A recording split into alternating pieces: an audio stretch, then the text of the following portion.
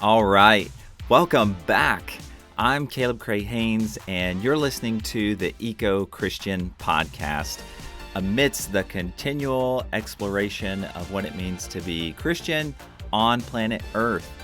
So here in Nashville, spring is coming upon us, and April is just around the corner, y'all, which means that Earth Day is also just around the corner.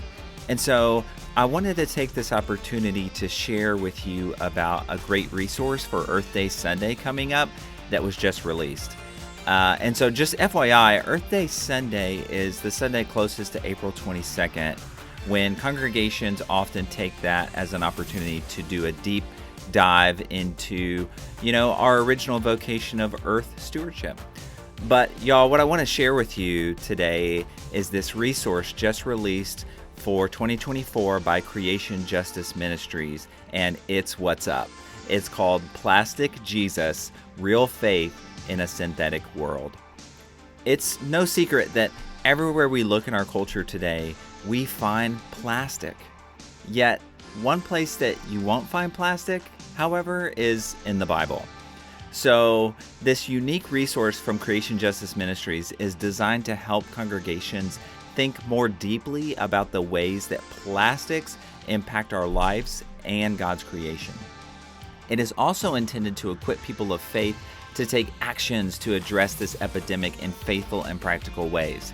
And so you can actually download this resource for free, and included are stories of individuals and communities making positive impacts, sermon starters to spark meaningful decisions in your church, worship resources to unite in prayer and reflection, and also actionable steps to address the plastic crisis in your life, community, and our world. So I'm going to link it below, and it can be found at creationjustice.org. Check it out. Today, though, y'all, back by popular demand is Reverend Megan Pardue. And fun enough, we're jumping into some edgy content as we resurrect some sermons that may have rubbed a few people the wrong way, as we sort of navigate this broader discussion on what it means to be a follower of Jesus amidst the world of fashion and clothing, and honestly just in general consumer decision making. So let's jump in. Friends, I am back with one of your favorite people. I know it is, because it's one of my favorite people. I'm here with Megan Pardue. She's back. We did an episode together when we launched the show back in October, and it was a hit. And I'm excited to do a part 2 here today. As this has become a thing now. So Megan, how are you? I'm well. It's good to be here, Caleb. Good to see you. Yeah, so much fun. So it's February, y'all, and it's been extremely abnormally warm around these parts, and it's kind of freaking me out a little bit. But what's it like there for you, Megan? You're in North Carolina? I am. It is unseasonably warm. Yes. Yeah. I decided we're just gonna start doing regular climate weather reports mixed in with the show, Because there's no other depressing coming to content you from, yes. Yeah, that's to right. discuss. Yeah. Let's just find the joy. The daffodils are blooming, I'll say that, and all the trees are budding and everything, which at the end of Yes. February is a little frightening, and of course we're gonna have some more freezes, but yeah. So I love talking with Megan because she's a preacher and she knows her stuff, but she also brings with her eco knowledge, mixed with what it means to be a poet and a prophet. And because honestly, the best prophets are the poets. Am I right? I mean, at least I think so. But so I thought it would be fun today to get into we'll just kind of see where it leads. But I know last time, Megan, I'm trying to remember exactly. Oh, we talked about your sermon that you had done at the About preachers food. conference. Yeah, about food. Yeah. Yes, yeah, that's right. We got into food and the powers and principalities of it all, which I've returned. So since we had that conversation, I've returned to that sort of, what am I trying to say? That sort of Like framework, phrase. Yeah, that language. framework. Yeah. Because I think that's a really helpful one, and it's right there for us. And I think once you see it, you like all of a sudden it's just open up everywhere. Yeah, so I thought it'd be fun to maybe kind of do something similar again. So Megan and I, we had a good laugh not too long ago. Yeah. Long story short, I was invited to speak at a certain set college, which was great on creation care and all that stuff, like I do. And I found out through like the grapevine that Megan had also spoken at said college on matters of creation care a few years prior. But I heard that and again, maybe this was news to you, Megan, that maybe it didn't necessarily go off like great with some of the, I'm going to say, collegiate powers and principalities, as we might like to call them. And so, in the way of maybe something you said, or that you told everyone to stop buying T-shirts, which was quote unquote how it was shared with me, and which is funny because I you sent me that and I listened to your sermon, which is a fantastic sermon, and we're gonna link this sermon in the show notes. But which upon hearing that, I'm thinking, right on, Megan, solid. But for others, it kind of came across as like, what is this alien takeover happening here in our college where someone's trying to tell us, you know, how to consume. So I thought it'd be kind of fun to have like a dive into some of this and kind of the particulars of the sermon. If you wanted to share a little bit more about, the points of the sermon or how you kind of got to where you got there, and we can sort of check out from there. Yeah. Well, I think what's interesting is that unlike you, I was not invited to speak about creation care, environmental justice, climate change, but I did receive a guest preaching invitation and I received a few. Maybe I went looking for them. I honestly can't remember. But I decided that if I was this was in like 2018 and 2019, I decided that if I was invited to be a guest anywhere, I was going to preach about climate, something related to climate or environmental justice. And Mm. so I actually preached that same sermon at 3 colleges in the span of Wow. about 4 or 5 months. And the one you're speaking of was the last time. So I had already preached the sermon like twice before. And for Oh, those of wow. you who, are not preachy people or church people, preacher people or church people, I mean, much like if you were doing a TED Talk, like you kind of go, you say what you came to say, and then you leave. And a lot of times there's not a lot of discussion after, or you don't really know how it goes. Those of you who are church people, if you're having a hard time getting your pastor to preach about environmental justice or climate change, just like something I often encourage people is have a guest do it, right? Because there Mm. can be this sense in which like we can't talk about these topics in church, which is mind-boggling to me, um, which is probably an episode for a different day.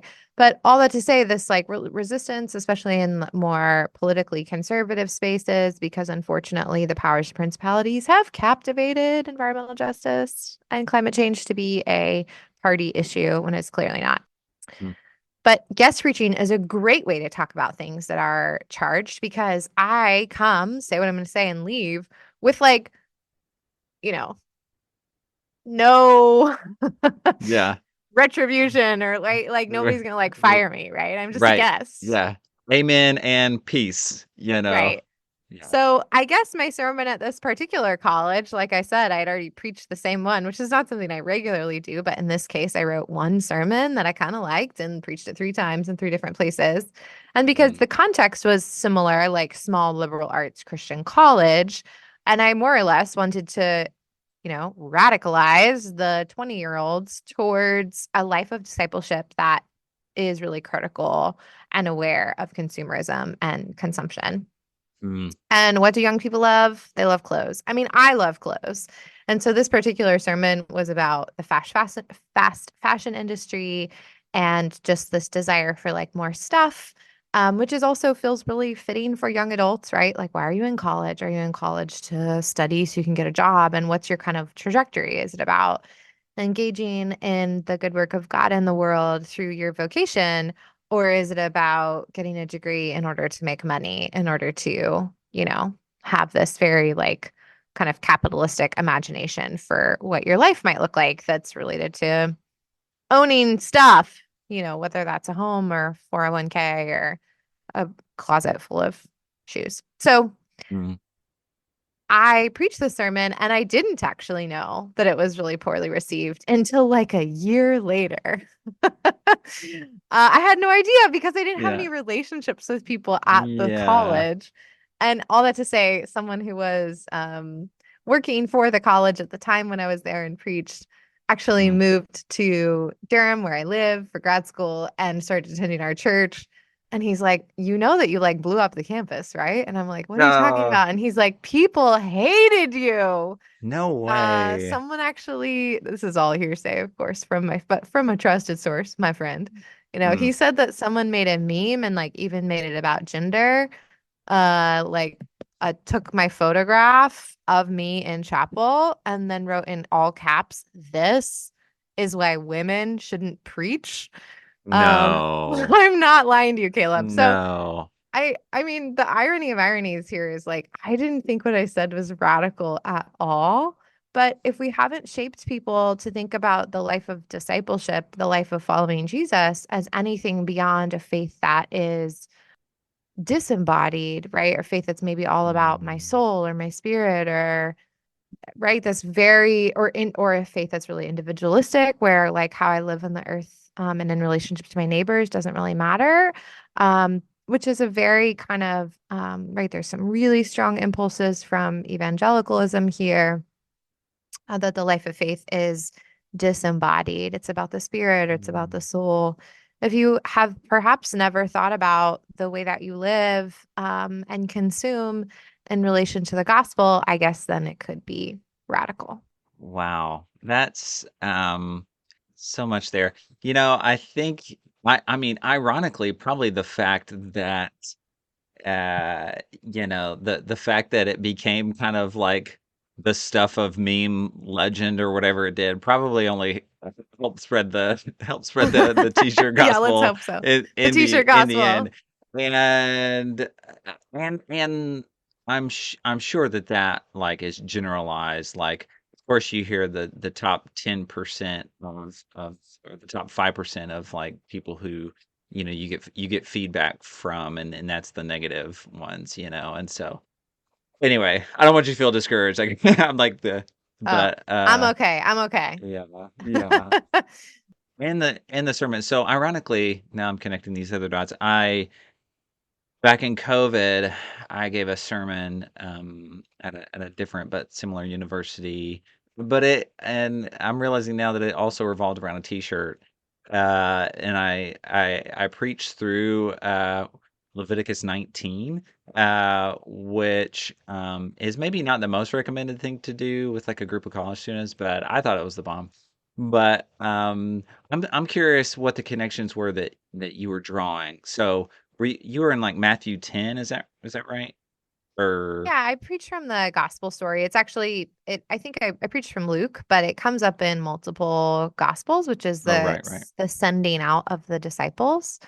So Jesus, the story goes, Jesus already called the disciples. They're a little ways into their ministry, but he sends them out in pairs to like share the gospel, right? To do the good work, teaching and healing. And Jesus gives them these really specific instructions that are a little bit bizarre. Jesus says, like, when you go out, take nothing with you. And Mhm. then Jesus lists out, right? Like, don't take anything to eat, don't take an extra cloak, or we might say like extra clothes. Take nothing with you, don't take a staff. And by taking nothing with you, depend on the hospitality of the people that you meet. Mm. And so the one of the colleges, this little section of scripture is sometimes called like Jesus sends out the 12. Okay, so um, no staff, no bag, no bread, no money, no extra shirt. And then Jesus says, whenever you enter, stay there until you leave that town. And if people don't welcome you, this is, I think, the part that's maybe the most well known, leave their town and shake the dust off your feet as a testimony against them.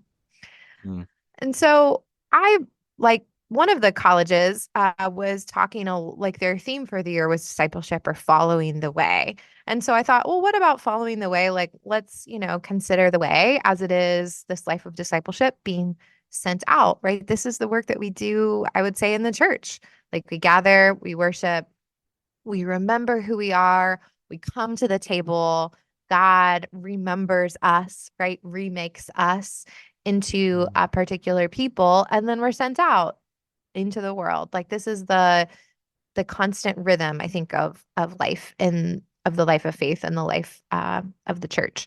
So I thought, like, well, what if we talk about the simplicity that Jesus sends them out with? And mm, my kind of crux of my sermon was like, what if Jesus knows that stuff, our stuff, gets in the way of following the way, right? Our stuff can get in the way. And I mean that like really literally. And I also mean it in the way that it's an image or a metaphor, right? Our stuff, our literal stuff. Like if the kind of example I used is if I have so much stuff, I'm constantly managing my stuff breaks, I have to get rid of stuff, or I spend all this time shopping. Like that's literal hours that are getting my limited time and attention.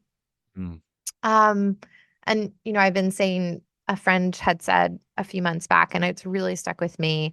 Our attention is sacred.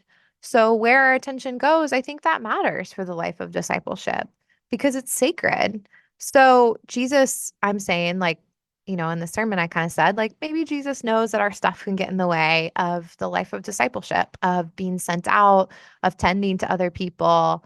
Um, of tending to ourselves, of tending to the earth. And, you know, what if we mm, have less stuff? Like, what if Jesus cares about what we consume?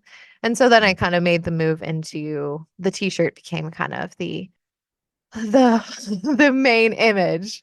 But Yeah. at that point in the sermon, I said, I talked about the $8 t-shirt, which there's really lovely analysis from people who are in totally different Mm, fields than me of the real cost of clothes, right? Which is that a mm, t-shirt never actually costs $8 because it costs a whole lot more than that.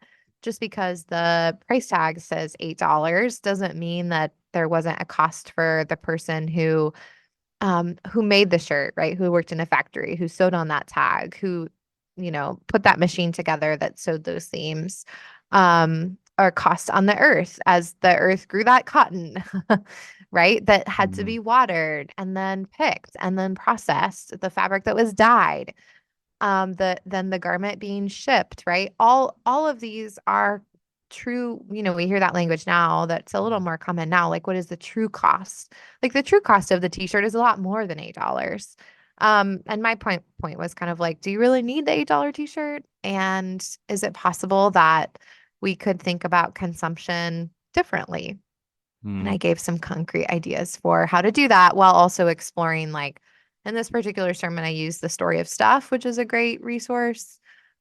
Used a clip from something that they've produced, the story of stuff.com, which does a lot around like your kind of interest, Caleb, waste and shopping and consumption. And also, that little clip that I showed talked a lot about marketing and the way that we're constantly bombarded with these stories about our stuff, right? If you have this stuff, you'll be happy. Your life will be fulfilling. And I mm, think marketing, I read in a slightly different context this fabulous book called 4,000 Weeks: Time Management for Mortals. And one of the things he talks about on this idea of attention is that he says there's 1,000 people all the time, like trying to make you like trying to take your attention, like trying to make you want something else. Like a mm, thousand people representing like 1,000 messages, which is a way I think we can be gracious with ourselves. Like, of course we want to mm, consume. They're like we're being targeted all the time. And that's Yeah. true even as shopping has shifted online, right? We're still targeted. It's just it looks a little different than it used to. Mm, It maybe doesn't look like a TV commercial, although a lot of the streaming services seem to have mm, commercials now too. right. But advertising and the toll that it takes. So I was trying to just name some of this in the sermon, um, and invite people to think about buying clothes in particular with more thoughtfulness and care as something that's connected to their faith, not apart from it. Yeah, absolutely. That's really great. I think, and I think, I see obviously who you got there, and I think that the t-shirt is a great, it's a great, easy image, and it's right there to say, like, the literal thing that's covering your body right now, how much have you thought about it and how it's connected with people and places and soil and lives? And then take that same set of questions and think about everything else. Which, of course, the answers to these questions have become a lot more complicated over the span of thousands of years, and particularly, obviously, in the last couple generations, where we've, outsourced I mean, so much of our clothing, fast fashion into marginalized communities to not only create, literally sew together a lot of these textiles for us, but they're intentionally done in a cheap way so that, right, like you kind of mentioned, the planned obsolescence of it, they're going to need more soon. And, and then if you've done your homework, you realize that a lot of the stuff that we quote unquote donate just ends up back being literally shipped across the seas to foreign textile landfill situations. And so it's really horrible. But to kind of try to bring it back to the text a little bit, I think about in Jesus' day, right? You didn't have like a necessarily like a closet full of close Right, anywhere right. close like to we do today. And I don't know if you watch The Chosen at all, but that I've recently been rewatching some of it. And because I think it's really interesting to see, well, one, how we portray it, and but it also I think it is helpful to sort of think about contextual clarity. And there's this scene with Matthew the tax collector, and because he's obviously got a lot more than everybody else, and he's got like all of these robes and sandals in his house, and there's this one scene, it's like in the first episode or something, where he like steps in some dog crap and then just like is like, well, those sandals are over, and like throws them away and like has a backup pair on his person. And, I don't know if I don't know if it would have ever been that crazy, but yeah, just thinking about Jesus, I mean, this would have been a radical thing for Jesus to tell his disciples to do, in that day and age. And they didn't have things in their backpacks like, they didn't have nearly as many gazebos and gadgets and, navigation systems that we have. And so what they had was, this wasn't this was about survival, as much as, not just about comfort. Right, right. Um, yeah. Oh man, I love what you said about our attention though, because I think it's a pretty easy one for one thing to think about when we read these texts, thinking like, yes, I think that Jesus probably wanted to teach his disciples about depending on him. And that's a lesson that we all learn and have to continue to Yeah, learn. yeah, And but also, what does it mean that there's a lesson here about attention, and that we are so overcrowded, and I can't even get on my email once a day without ads being in the corner of my screen, and yeah, and that and that more than ever today we are just saturated with stuff. And I just think about our attention is sacred, and why, and then thinking about our broader conversation of, hey, what's this what is the deal with this being hard for us to talk about in Christian circles? Uh, Hmm. and and I feel like maybe one of the things happening here is that our consumption and our right to consume has become more sacred than attention, which is Wow. the true gift. Well, I don't it's know if that makes also, sense. I mean, it's also how we even talk about something like finding a church, right? We literally call the process, a lot of people, of looking for a church, church shopping, Mm. Hmm. right? That there's this like full, like, what can I get out of this community? Which is a really different kind of posture, I think, than Jesus sending them out to like do the work. Yeah. Uh, Hmm. so I mean, it's just ugh. So there's in some sense, even the very process of like finding a faith community is tied to these ideas of consumerism and consumption. That like I'm here to consume, and so my judgments about a particular church and whether or not it's a good fit for me are based on like what the church can give to me. Mm. And that's just not like my understanding of faith community. And I'm Yeah. confident it's not yours either. So there, right, it's the, the resistance to talking about something like shopping in faith communities and the right to consume. I mean, we're all consumers. I'm also not like talking about clothes as if I'm immune. The love of fashion and clothing is so deep in me. My first job, okay, like my first job that wasn't a cash, like babysitting, or I worked some for another family in our church.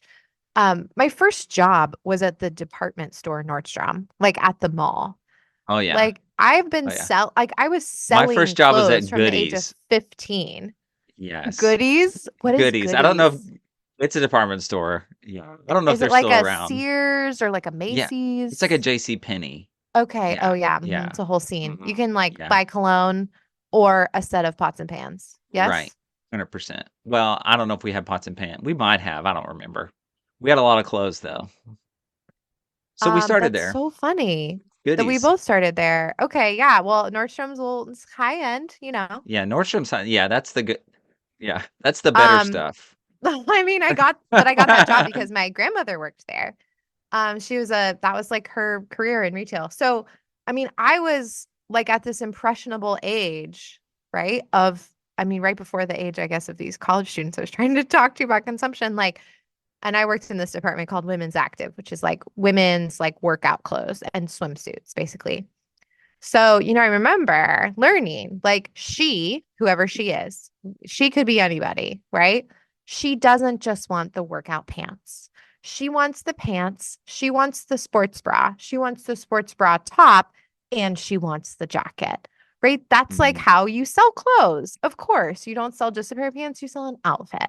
Like this mm, stuff is deep in me. I love yeah, clothes. I yeah, love feeling good in clothes. And I don't think that's not like there's no moral judgment there.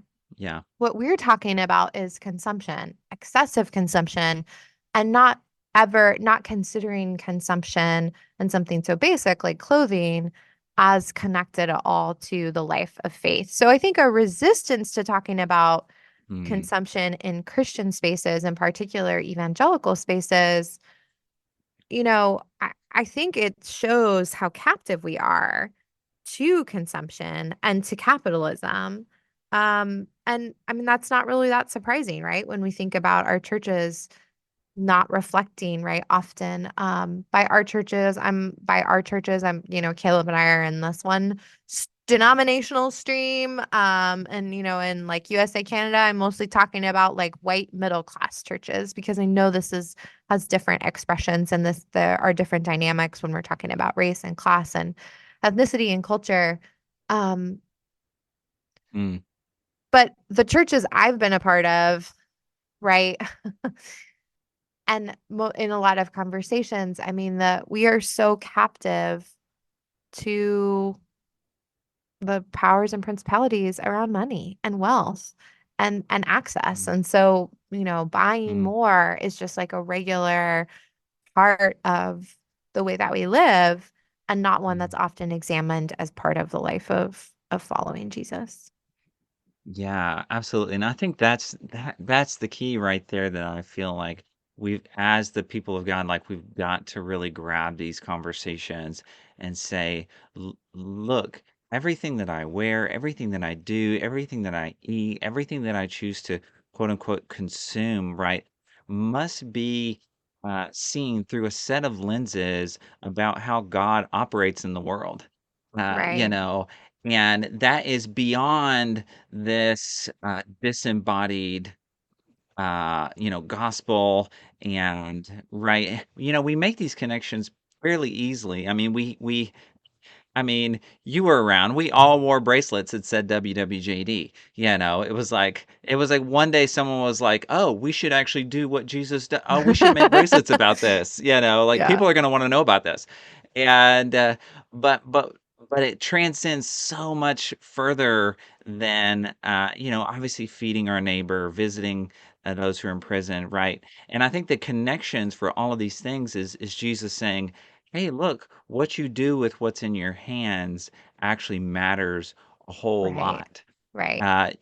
And we read these stories in the back of Matthew, right, where Jesus is telling all these parables about people who did or didn't use their resources correctly as this sort of eschatological um, moment of revelation about if there is any sort of like metric here of close or not close to the kingdom of heaven.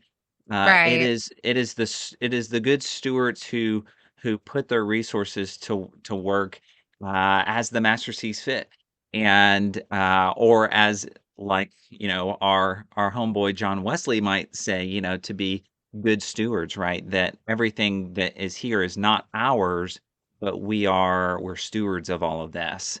We've got a we've got a lot of work to do, I think, in the church of addressing these things. But I think you name the struggle there. It's like, but what happens when you live where we live today, in just and I'm going to name it kind of the worship of capitalism, Right. that really does exist. I love that you said, Caleb, this question about what is already like what do we do with what's in our hands? That's one of my favorite stories is the feeding of the 5,000. And Jesus actually turns and says to the disciples, and they're like, "Oh no, it's getting late. We don't have any food." And he says, "What is already in your hands?" Mm, Right. And what it turns out to be is, of course, 5 loaves and 2 fishes. And from that, Jesus, right? One kid's mm, lunchbox is a feast for the multitude. mm. Okay. But what if we have so much in our hands that we can't even hold it all, right? That it's Yeah. like burying us. Like we're so full of so much. And I mean, don't mishear me, folks. Like I'm not living some idealized like life in a hut or something of, eco hut with, one pair of Mm, shoes. Like it's not like I'm have arrived here in the mm, fullness of simplicity. Um, I haven't. mm. But can we pay some attention to what is in our hands and what we already have? And when that kind of desire to consume arises within us, like as it will, can we just pause with it? Right. And that's I hope what my Yeah. sermon was trying to do is say, like, do you really need another t-shirt? If you Mm, don't, can you wear what you have a little longer? As the average garment is worn like a dismal amount, like 7 times or something ridiculous, mm. before it's like passed on, donated in the Right. landfill, whatever. Can we think about creative ways through to just buy less clothes, whether that's buying your clothes secondhand or sharing clothes or just wearing the clothes you have longer and saying like, I really do want a new t-shirt, but actually the 16 I have are enough. Like I Yeah. don't, if I can go half a month without doing laundry, wow, I probably have enough clothes. So really like tapping into that. Mm, Um, with this conversation, I want to be careful that we don't become like fundamentalist about it, mm. that it's not just like that we don't swing so extreme, right? That we're analyzing like every single decision in a way that paralyzes us. I don't think that that's what Absolutely. God is asking of us or what's happening in the scripture at all. Right. So, we want to be careful when we're talking about individual choice because environmental justice we're in a system, right? And that this is why the powers and principalities language is so helpful because Paul says our struggle is not against flesh and blood, but against these Mm, rulers, powers, principalities. And mm, our individual choices do matter and our consumption, mm. especially, right? And I really want to be clear here. When I'm talking about individual consumption, I'm talking about the people that have the capacity to consider their consumption because they Yeah. are not living in survival mode, right? They're not Yeah. living paycheck to paycheck, right? This is about like claiming enough for people who already have enough, right? Mm. And but are stuck in wanting more. Yeah, definitely. I mean, absolutely. And I hear what you're saying. And I that's what I usually, when I get done with the spiel, right, say the same thing. It's like, look, it can be incredibly overwhelming to consider all of these questions about our stuff, if you've never kind of done that before. And so you kind of have to pick one thing or one question at a time to begin probing. Um, but ultimately, I think I'm going to go ahead and say that, I feel like probably a lot of people listening to this kind of already know because it's like, I think you named it well, about it. I don't know if you used the word trapped or not, but that's sort of the feeling that came to mind. Like I feel like a lot of us, may feel trapped by just all the stuff around us, and it's like that Yeah. feeling that that you're trying to go and just open the car door to do the 12 errands that you have to do, but you have so many things in your arm you can't even get the car door open. And then you put your coffee on the top of the car, and then you drive away, and then you don't have any coffee. And it's like that feeling, Yeah. but So just relatable. in life. And nobody wants that. And Jesus knows that nobody wants that. And I think that again, there's something underneath, like, uh maybe take nothing with you. Yeah. Maybe take nothing with you. And I think that there's a deeper note there, that isn't just a little saying in a phrase of one of Jesus' stories, but is something underneath of what it means and what it looks like to live within the kingdom of God on earth. And that's why I feel like I love that you kind of sprungboard from that, is because it's not about, if we're circling back and this feeling more trapped because all the Right. stuff, like, we're looking at it wrong. We're seeing it through the wrong lens, right? Because ultimately, what this is about, um, accessing true freedom, and about Yep. experiencing true liberty, if that makes sense. Yeah. I guess as you were talking about, the weight of our stuff, I thought about what Jesus says in the Sermon on the Mount in Matthew about treasure, right? Mm, Do not store up for yourselves treasures on earth where moth and rust destroy, where thieves break in and steal. Store up for mm, yourselves treasures in heaven where moth and rust do not destroy and where thieves cannot break in and steal. And mm, I mean, it's like and I love that you mentioned the other readings in Matthew, right? The kind of use of resources, like over and over again in all these different ways. Jesus is telling us, like, take nothing with you. Because at the end of the day, we take nothing with us, mm, right? I mean, so that's it. When we die, there's nothing else comes. mm. So that, I don't know if that's like kind of dark for, our Yeah. conversation about a t-shirt, but truly just continually reimagining our relationship with our stuff and clothes I think was for me at least an easier place Mm, to start. Do I really need this? Can I give up buying new clothes? mm, Can I borrow? Can I wear what I have a lot longer? Can I limit my mm, choices? And I haven't mm. arrived, but I have to say, I'm spending a lot less time giving my clothes attention. Yeah. Does that make sense? Absolutely. And I think that's what I'm saying. Like, it's freedom all the way around. Like, you're more free, and then the world Yeah. is more free. I jotted down some of the stats you shared in your sermon, and I'll reshare them back to you for everyone to hear. But and you can correct me if any of these are wrong. But you were talking about how our clothes take this huge toll on the environment and the people who made it, and you share that it was something like 2,700 liters of water is needed on average to make one T-shirt, which is the same amount as 3 years worth of drinking water for a single person, which is hard to Wild. even like we could just stop there. You know what I'm saying? Like it's wild. And then of course energy and the approximately 9 pounds of carbon dioxide is put into the atmosphere just from the making of that t-shirt, not considered like its life after that. Um, 20% of global water pollution comes from the treatment and dyeing of textiles. 20%, that's huge. Wild. And then you share, yeah, that a garment is worn like something like 4 to 7 times by one person, which is hard to believe because I feel like I've been wearing the same clothes since college. I'm like, I'm like that guy. Like everything's got holes in it. I'm on the opposite end of the spectrum.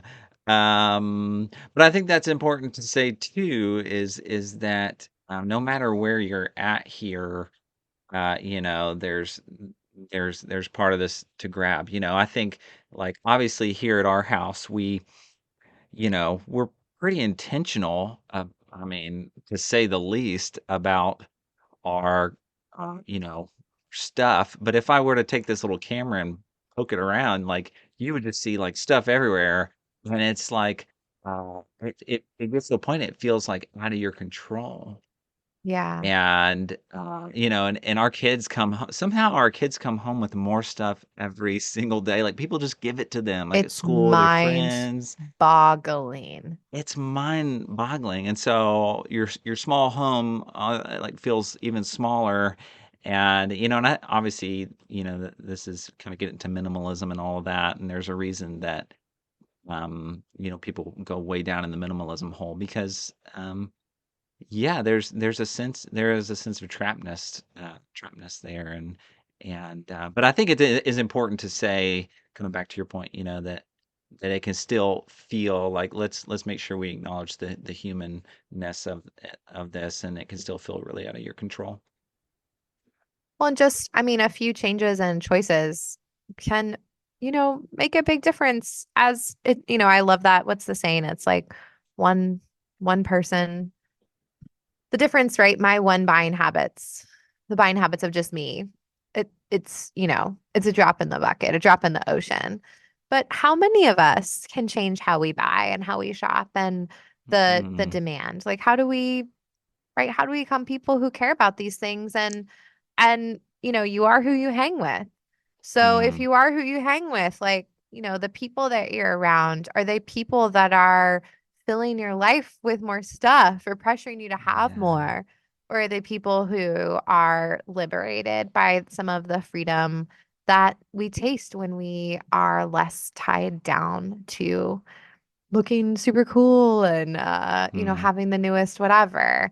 And mm. I talked about clothes, but I've seen some great content like in the last few weeks about the Stanley Cup fad Oh as yeah. just like another, right? It's another way to talk about how this thing that's supposed to be green, i.e., carrying your own water bottle as opposed to not using like disposable water bottles, has Mm. just become, I mean, Mm-hmm. it's just like a Yeah. new, you trade out with There your was old water bottle really like not functioning. Like actually, this is kind of a joke in yes. my house because my water bottle is in such terrible shape that it doesn't stand up straight. And my husband can like not handle that I'm like still using it. That's And it's amazing. because it's always like, is it gonna Uh, fall over? Maybe yes, maybe no. But That's that's because I've dropped it so fantastic. many times. Yeah. But Is it metal? yeah, it is metal. You could probably just like pound it out the bottom Like with a bang it hammer or out. something. It was Yeah, so just funny. bang But I bang. mean, I love thrifting, which is one of the ways Yeah. I've like curbed my love of shopping, which again, like I'm Mm, trying to be transparent here. It's not like I've arrived, right? sure. And no longer enjoy consuming. No, I do. But I Yeah. mean, every thrift store in America has like 100 water bottles, a So hundred many. reusable water bottles on any given day. Yeah. And it's just an Well, example of the power of trends, right? The power of marketing. I think about that with all of our belongings, and like I feel like we could just stop producing everything right Yeah. now Uh-huh. We'd be fine. and Yeah. be set for humanity's 9 billion people. It does feel like that. And I was recently I kind of went down a rabbit hole in storage units, and because to me storage units literally blow my mind. There in like I think it's like in 2018 it reached an all-time high, and if you saw the graph it was just like teetering along through the 90s and the 2000s, and then like a couple years leading up to 2018 it just spiked. And it says that the total number of storage units in America right now are over 50,000, and that there are actually more storage facilities in the US than the combined count of Starbucks, McDonald's, Dunkin' Donuts, Pizza Hut, and Wendy's That is wild. all together. It's Wild. crazy. It's wild. And of course, all the ones they're building in Nashville are like climate controlled and everything else. So that's more carbon in the atmosphere, Yeah. like just to like keep our stuff temperature controlled. Anyway, it's a whole nother conversation, but Well, something that gives me a lot of life, Caleb, that's helped with my like, yeah, just buying less, is all of the ways that people are sharing stuff that feels really mm, good, that like makes me really excited. So I'm in like a local buy nothing group in my community. We have another one that's like not, we have free cycle. We have another one that's like a, scrappy local one that's not connected to one of these national projects. But seeing mm, people share stuff gives me so much joy, and um finding practices of like tapping into where you live, excuse me, not who you are. That was kind of a larger existential kind of thing that I meant to say. Tapping into where you live. I have a neighbor who I always borrow an iPod, an not an iPod. I always borrow an iPhone tripod from him every mm, time I need to use one. And I need to use one like 3 times a year. It's like not that often. But that's just yeah. one tiny example of like a small change I've made, that instead of like buying my own on Amazon, like I know which of my neighbors Mm, loans me his i iPhone tripod. Why can I not say that? yeah. Um, I mean, That's this is how people used to live literally all the time, right? mm, But it's just less and less common. And so finding yeah. practices to share stuff, to share what you have already, to wear your clothes longer. I mean, this is not like, Yeah. this is what a lot of people do already because they're living on a tight budget. It's those of us who have a little bit extra or a lot of it extra, who Mm, are often most trapped by, yeah, consumption and consumerism. And it feels to me like Jesus has another way for us, a way of freedom, like you said. yeah.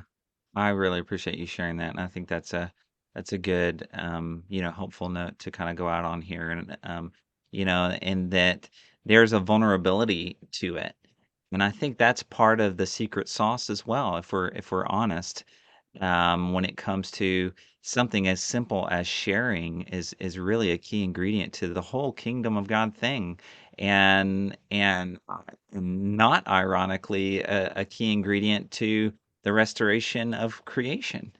Right, that all these things go hand in hand. And I love that you shared that story because it's there's nothing sexy about that. There's nothing glamorous about that. It's like, hey, uh, you know, neighbor with the tripod, right? What's up? And I Yeah. think most of us would agree that we have a home full of things like that we probably ought to be a little more neighborly about. I mean, geez Louise, if you want to get real preachy, I mean, you've got like other special New Testament verses that say if you have two coats, Yeah. someone else ought to have the other one. Yes. Um, come on now, Yes. and so I think, but it is that easy? Is that comfortable? No, no. Is that familiar? Perhaps in the midst of everyone lives their own individual, isolated, box store lives. No, it's not. It's irregular for us now. All the more reason, perhaps, we should be preaching from these texts and talking to our neighbors and having these conversations. Jesus puts his followers in positions where they've got to be brought in by others. in order to eat and sleep, and we can at least borrow a tripod. Start small, as the Lord wills. Yeah. Thanks, Megan, for all of that. And man, I love just chatting about all this with you. I feel like we're drinking the same juice, and so I appreciate you coming out some time here. If you'd like to have me on again to talk about another sermon of mine that people didn't like, just let me know. Yeah, I like where this is. I like where this is going. Yeah, like just kidding. Bring all the reject homilies and all the good ones. Yeah. Thanks, Caleb. So good, friends. There's plenty of places to put our hands in the dirt here. So I hope you'll continue to join us in this sacred work of earthkeeping in everything we say and do and wear. Because WWJW, am I right? What would Jesus wear? Hey, if you like what we're putting down, leave us a review. Grace and peace.